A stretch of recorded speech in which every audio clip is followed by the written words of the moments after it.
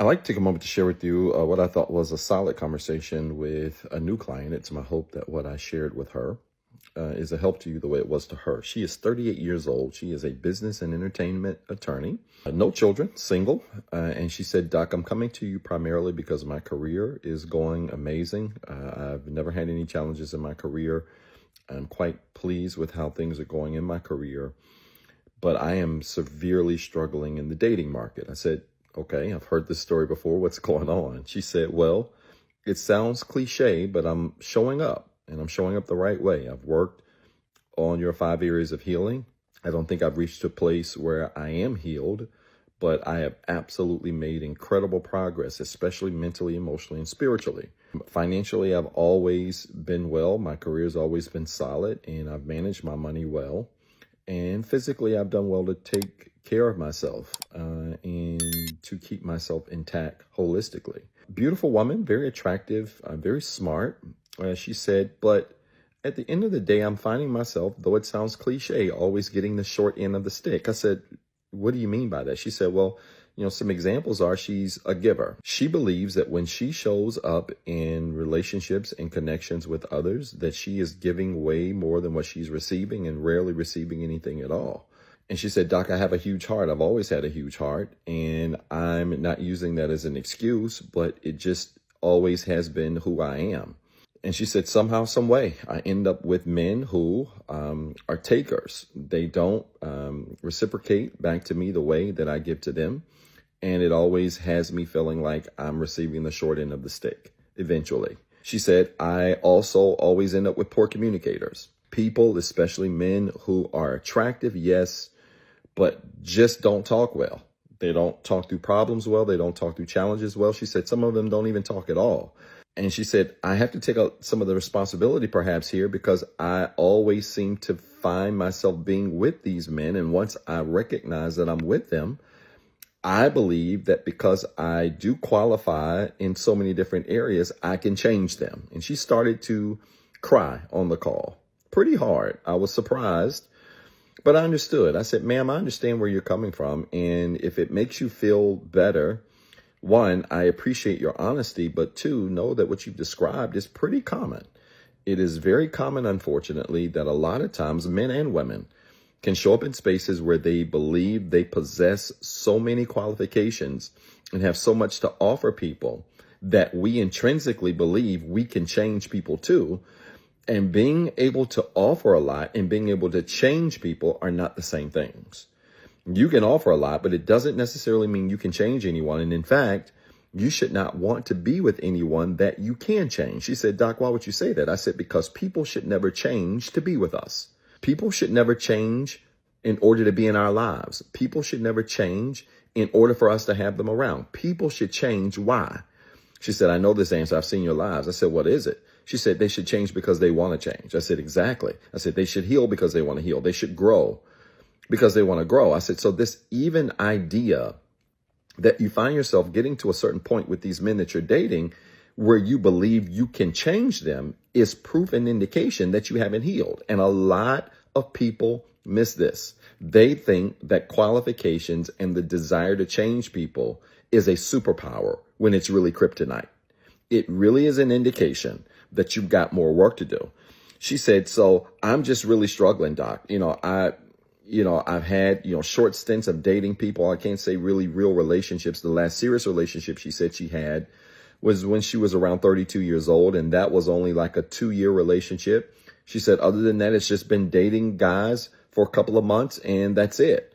She said, all of those connections have not been physical at all. So she doesn't believe that's the case, though she believes that could possibly be an issue too, that maybe she's not being physical enough. She said, but Doc, I've really done the work. That 2-year relationship really broke me down in some ways. And I'm really doing the work to make sure that I show up whole and complete. But I just can't seem to shake these same types of men. And once I recognize that they are who they are, I struggle to even break away from them. I said, ma'am, what fixes this is a boundary. I don't think this is very complicated at all. What fixes this is a boundary. And I want you to know that what you've said is completely valid, that Having a big heart and being a giver is not an excuse not to have expectations. You know my work, you followed my work, so you know my job is not to validate how people feel. You can feel how you feel and be completely wrong with how you feel. That ain't my job. But you are absolutely right in recognizing that perhaps your heart and being a big giver has caused you to accept behavior longer than what you should accept, to put up with behavior maybe longer than what you should put up with, and to be slow to make the changes necessary to remove people from your life that aren't benefiting who you are and who you're trying to become. I said, so I honor you for that. I said, but a boundary absolutely fixes this. I said, ma'am, do you wear watches? She said, I do.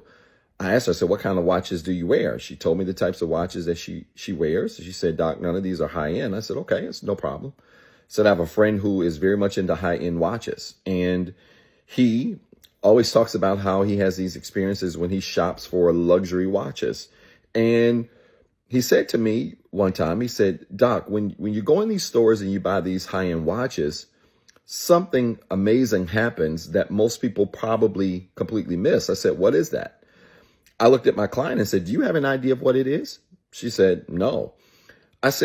He said that when you walk into these stores and you have these conversations with people trying to sell you watches, before they even open up the watch case, they talk to you for a little while. I looked at my client and said, do you know why? She said, probably to see what it is that you're interested in. I said, what other reason? She said, probably to see, maybe what types of watches you like, maybe where you're from. I said, what else? You're getting warm. She said, they may even ask about what you do and perhaps where you come from and your history and experiences with watches. I said, ma'am, what are they doing through this conversation? She said, they're using conversation to establish a baseline for that engagement to purchase the watch. I said, ma'am, you can spot people who hate boundaries by their inability or ability to hold a conversation. And so one of the things that is stark that you shared with me is that it seems like you have struggled to engage with men who struggle with talking. And a conversation is always difficult for people who don't like boundaries. And this is why I encourage my clients around the world that when you're engaging with people and getting to know people, and you want to get to know them to perhaps be with them, the most important phase of that engagement is not catching a flight. The most important phase of that engagement is the conversation. And the extent to which you are able to have meaningful conversations is the extent to which you will be able to grow some comfort being able to take things to the next level. Does that mean things will always work out perfectly? No. You can't change people. People do change, and you can't control when people change. You can't control that. People can actually show up one way and then turn out to be Jason or Freddy Krueger. I get that. I said, but at least when you pursue things further, after you've had detailed, intense conversations, really getting to engage someone who, by the way, doesn't mind having a conversation with you, at least you will have a better sense of feeling, knowing that you can move forward, knowing you've done your due diligence. I said, ma'am, that conversation at the high-end luxury watch store is all about engaging people and getting a better feeling before you proceed with the sale. Does that make sense? She said, it makes perfect sense. I said, to that end, then, there are only 3 types of people who don't like boundaries. There are only 3 types of people who don't like being in a watch case, who don't like seeing you in a watch case, right? Because you're not going to walk in a high-end store and just see those watches just hanging out on the counter, just hanging out within arm's reach. No, those watches are going to be in cases. And there are only 3 types of people who don't like you showing up in a case.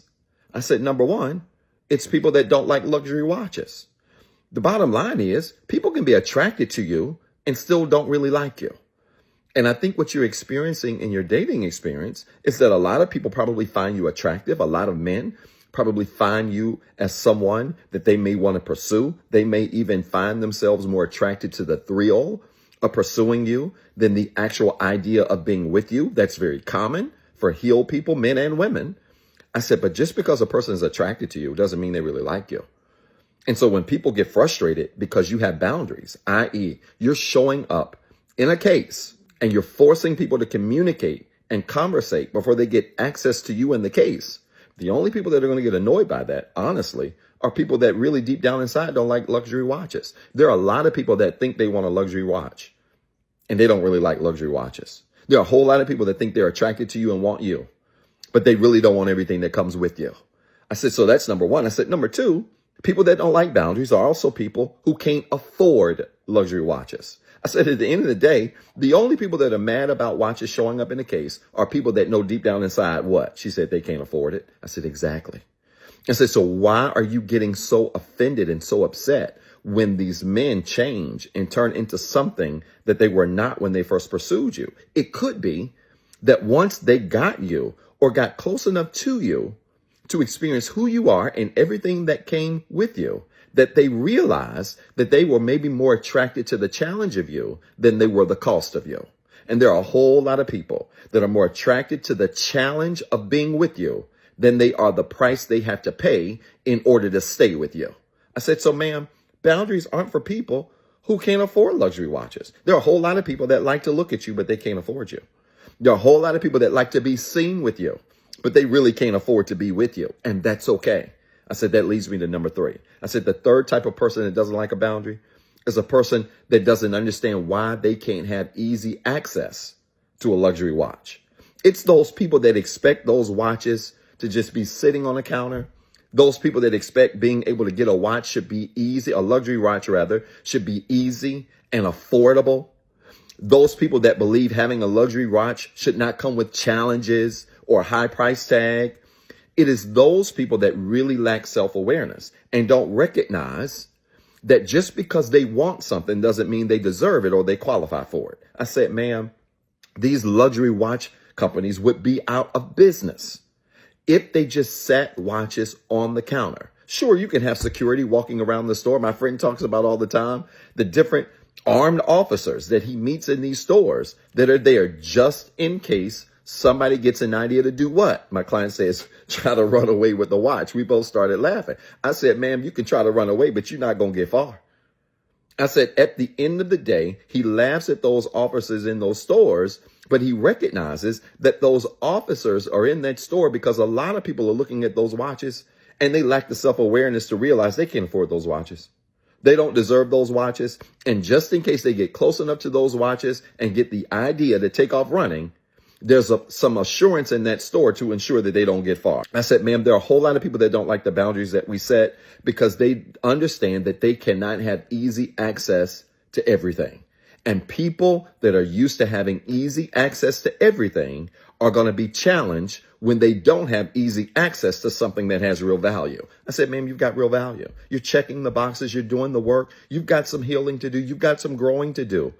But you're doing this work. Don't be afraid to set boundaries. My job for you and challenge to you is to put your life in a case and make sure that the people that you engage with qualify to be able to engage with you. Incredibly sweet woman.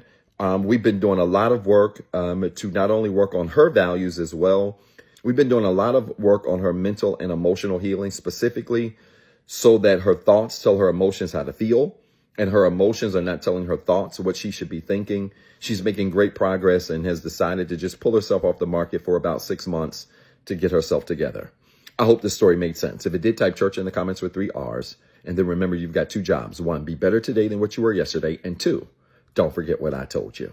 What's up, everybody? This is Dr. Zeb. Listen, I've been dying to make this announcement for a very long time now, and I'm pleased to say that Inspire Nation has officially launched. Yes, we finally got a Facebook and YouTube community group where we're going to have exclusive content, exclusive shorts, exclusive discussion prompts, where we're going to engage with other people literally around the world who are on the same healing journey that we're on. I need you to go find these pages right now on Facebook and YouTube.